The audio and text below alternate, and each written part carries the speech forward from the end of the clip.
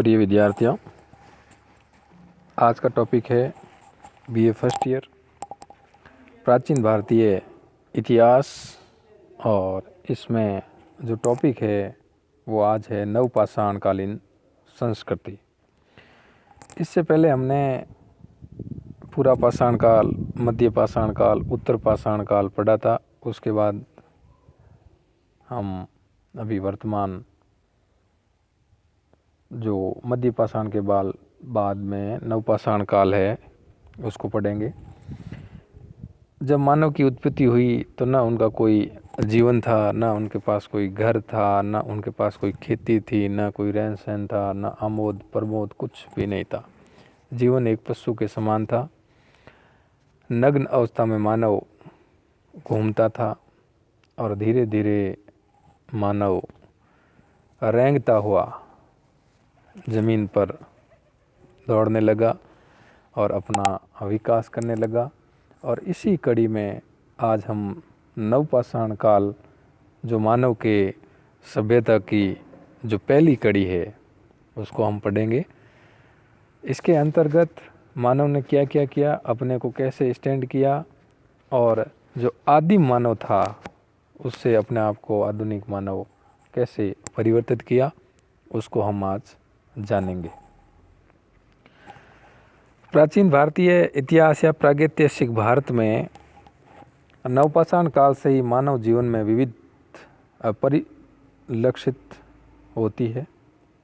शारीरिक रूप से पूर्ण विकसित मानव ने अनुकूल जलवायु परिवर्तन का लाभ उठाया और कृषि और पशुपालन की प्रथाओं का प्रारंभ किया। यानी जो इसमें जो सबसे पहले मुख्य विशेषता आती है वो है कृषि का आविष्कार यानी विकास। और नवपाषाण काल की जो दूसरी सबसे बड़ी विशेषता है वो है पहिए का आविष्कार, आग का आविष्कार, चकमक का आविष्कार। तो ये नवपाषाणकालीन संस्कृति की मुख्य विशेषताएं हैं। कृषि के साथ साथ मानव ने पशुपालन की प्रथा को भी प्रारंभ किया।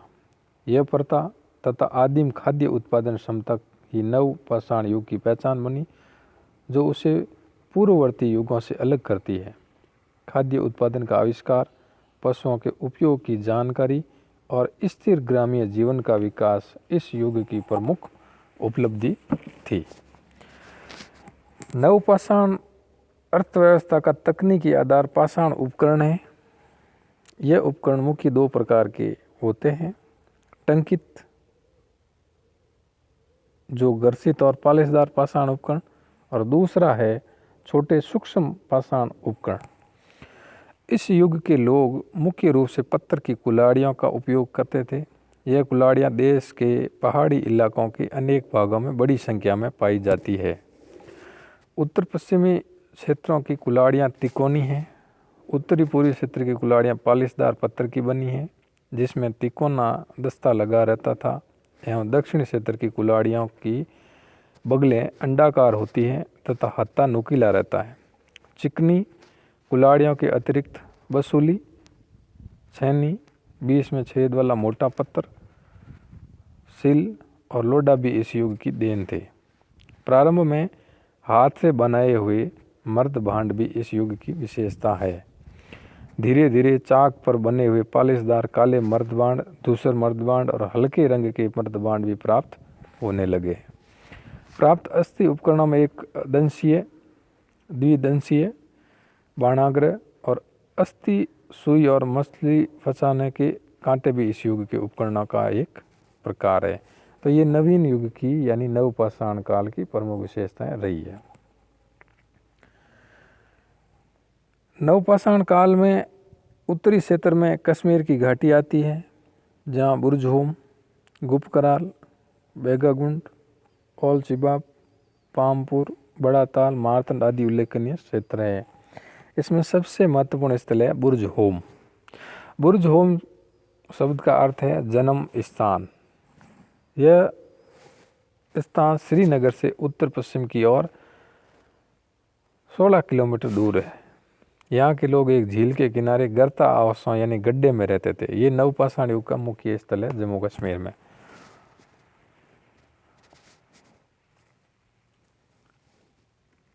शिकार और मछली पर ये लोग जीते थे। इन सभी स्थानों की मुख्य विशेषताएं गर्तावास, मर्दबांड की विविधता और पत्थर और हड्डी के औजारों का प्रकार और सूक्ष्म पाषाण उपकरणों का अभाव। प्राप्त उपकरणों ने इस संस्कृति को 3 उपकालों में बांटा है। मर्दबांड रहित नवपाषाण काल, प्रारंभिक नवपाषाण काल जिसमें हस्त निर्मित मर्दबांड बनने आरंभ हुए, उत्तर नवपाषाण काल, आवास के अवशेष एवं घर्षित परंपरा से बने पात्र प्राप्त होने लगे। विंध्य क्षेत्र, बेलन घाटी के मेहरगढ़ एवं कोल्डी हवा एवं चिरांद महगढ़ा से इस काल के अवशेष मिले हैं, जिसमें हमें जंगली पशुओं के पालतू बनाए जाने की प्रक्रिया, कृषिजन्य चावल के मिलने से चावल की कृषि का सूत्रपात, साथ ही मर्दबांडों के प्रयोग का ज्ञान होता है। पूर्वी क्षेत्र, असम के कदार, मरकडोला, सरुतरु, छोटा नागपुर के पठार, बिहार में सरण के आसपास का भाग, सिंहभूम के बरडू, उड़ीसा में कुचाई, बंगाल के पश्चिमी भाग, मेघालय की गारो पहाड़ियाँ। इस प्रकार इसमें नवपाषाण काल के औजार मिले हैं। दक्षिण क्षेत्र, भारत के गोदावरी नदी के दक्षिण में ऐसे नवपाषाण कालीन अवशेष प्राप्त हुए हैं। इस युग के लोग ग्रेनाइट की पहाड़ियों के ऊपर अथवा पठारों में बसते थे। वे पत्थर की कुल्हाड़ियों का और कई प्रकार के प्रस्तर फलकों का प्रयोग करते थे। पक्की मिट्टी की मूर्तिकाओं से प्रकट होता है कि वे बहुत से जानवर पालते थे।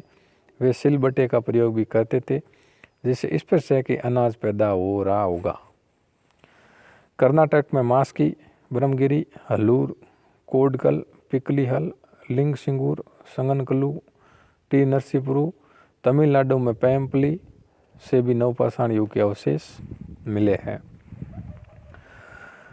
उतनूर, नागार्जुनीकोंडा, पलवाई, सिंगलपली आंध्र प्रदेश के महत्वपूर्ण नवपाषाण स्थल है। नवपाषाण काल तिथि क्रम के रूप में अगर हम ज्ञात करते हैं तो 10,000 ईसा पूर्व में नवपाषाण युग का आरंभ हुआ। भारतीय उपमहाद्वीप में पाकिस्तान के मेहरगढ़ नामक स्थान से नवपाषाण काल की ऐसी एक बस्ती प्राप्त हुई है। इस प्रकार इसका काल यहाँ से माना जाता है। नवपाषाण कालीन निवास स्थान व जीविका कि वो कैसे जीवन चलाना प्रारंभ किया। प्रकृति के दिए हुए खोहों और कंदराओं यानी गुफाओं पर अवलंबित न रहकर मनुष्य ने अपनी बुद्धि और हाथों से काम करना प्रारंभ किया। स्थापत्य का प्रथम प्रयोग हुआ। पत्थर के टुकड़े, मिट्टी के ढेले, फूस, पेड़ों की टहनियाँ, लकड़ी, जानवरों की हड्डियाँ आदि जोड़ गृह निर्माण की नींव डाली गई। यानी यहाँ पर घरों का आवास यानी घरों का निवास स्थान भी होने लगा। घर बनने लगे, कच्चे पक्के दोनों प्रकार के। कोल्डी हवा, बुर्जों, पिकली हल आदि से प्राप्त अवशेषों प्राप्त है कि आवासों के झुंड में बनने से मनुष्यता की सामाजिकता और संगठन का भी विकास हुआ। यानी यहाँ घास फूस की झोपड़ियों में झुंड बनाकर रहने लगे, और जब झुंड बनाकर रहने लगे तो इनमें सामाजिकता और संगठन का भी ज्ञान हुआ। पशुबंध, पशुचारण, पशुपालन का व्यवसाय प्रारंभ हो गया। नवपाषाण कालीन स्थलों में पालतू और वन्य दोनों प्रकार के जानवरों की हड्डियां प्राप्त हुई। यहाँ तक कि पालतू कुत्ते भी अपने मालिक के शव के साथ दफनाए जाते थे। पिकली हल के निवासी गाय, बैल, बकरी, भेड़ आदि पालते थे। वे खंबे और खूंटे गाड़कर पशुओं के बाड़े बनाते और उनके बीच ही वे शिविर बनाकर रहते। इन बाड़ों में गोबर जमा करते, सारे शिविर स्थल को आग लगाकर साफ कर देते, फिर अगले मौसम में नया शिविर बनाते। ये नवपाषाण युग की विशेषता थी। इस युग का सबसे क्रांतिकारी आविष्कार था कृषि। लौराहेर एवं कोल्डी हवा से प्राप्त वन्य और कृषिजन्य चावल से कृषि के ज्ञान का सूत्रपात का उल्लेख है। मेहरगढ़ के स्थलों से गेहूँ, जौ, रुई आदि की कृषि का संकेत प्राप्त होता है। दक्षिण भारत से कृषिजन्य बाजरे की एक किस्म प्राप्त हुई। अन्न रखने के मर्दबांड, सिलबटे, पत्थर की कुदालें आदि मनुष्य के विकसित कृषि कर्म को दर्शाते हैं।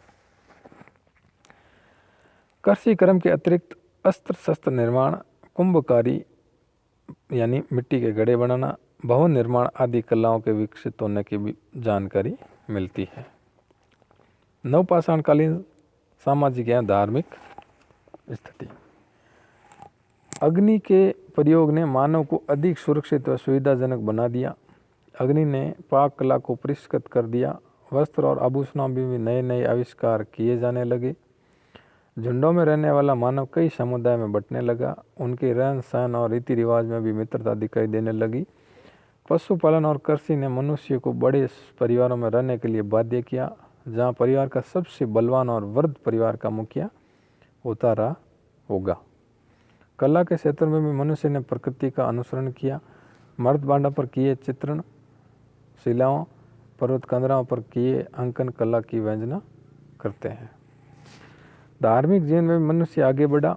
इस समय के धर्म को जीववाद कहा जा सकता है, जिसके अनुसार मनुष्य भौतिक पदार्थों में एक प्रकार की जीवनी शक्ति का अनुभव करता था। यद्यपि किसी अभौतिक सत्ता के साथ इन जीवों का संबंध मनुष्य जोड़ न सका, किंतु जीवन मरण के संबंध में उनके विचार पहले से ही स्थिर हो गए। मृतकों के साथ जानवरों का प्राप्त होना, मृतकों की हड्डियां रखने के लिए अस्थि पात्र शव के ऊपर बनी समाधियों ने स्पष्ट कर दिया कि ये लोग जीवन श्रृंखला और पुनर्जन्म विश्वास करते थे। संभवतः धर्म, अंधविश्वास एवं अनुष्ठान की भावना का बीजारोपण इसी युग में हुआ। यद्यपि भारत में कृषि और पशुपालन का सर्वप्रथम प्रारंभ किस क्षेत्र में हुआ, पुरातत्ववेत्ता इसकी खोज के प्रयास में लगे हैं, किंतु सिंध और बलूचिस्तान की सीमा पर कच्ची मैदान में बोलन नदी के किनारे मेहरगढ़ एक नामक पूरा स्थल है। वहाँ से कृषि जन्य गेहूँ के 8000 ईसा पूर्व के अवशेष मिले हैं। उत्तर प्रदेश की बेलन घाटी में लगभग 7000 ईसा पूर्व में चावल के उत्पादन के साक्ष्य मिले हैं। मध्य प्रदेश के होशंगाबाद में, आदमगढ़ और राजस्थान के भीलवाड़ा जिले के बागौर में आरंभिक पशुपालन के साक्ष्य 5000 ईसा पूर्व में प्राप्त हुए हैं। अर्थात नवपाषाण युगीन मानव ने पशुपालन विकसित उपकरण मर्दबांड के साथ स्थायित्व प्राप्त किया था। यह महत्वपूर्ण तथ्य यह है कि ध्यान रखने का है कि इस युग के कालक्रम में भारत की सिंधु नदी सरस्वती क्षेत्र में एक विकसित नगरीय सभ्यता का अस्तित्व इसके बाद ही हुआ था।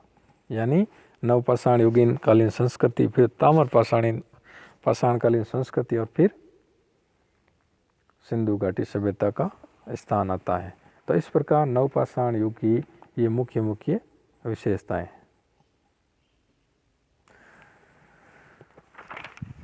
तो आज हमने ये पाषाण काल युग पूरा कर लिया है। अगले टॉपिक में हम पढ़ेंगे ताम्र पाषाणकालीन संस्कृति।